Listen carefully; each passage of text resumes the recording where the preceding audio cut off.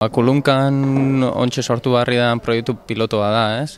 Azken baten ondino ez deko guzti zehaztute zer izango da, zer formatotan izango da, baina bai dekogune zehaztute da, izango dela jolasgune bat, ikesteko aukera egongo dana, ikas jolasgune bat, eta balioetan eziko da bena, ez? Euskera, euskal kultura, parte hartzie, kulturaniztasuna, eskidetza, ingurumenarekiko respetua eta holako beste hainbat balore landuko da bezena.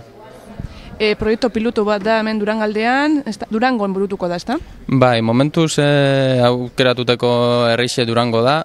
Durangaldeko elkartiekin eta elkarlana bilatu da eta horregatik gauz gube bertan. Eta hori, printzipioz Durangon burutuko dan arren, etorkizunien ez dakigu ondino bertan mantenduko dan, edo beste eskualdietara mugiduko dan, edo ondino zehaztu bari da hori. Eta noiz dago asmoa martxan jartzeko?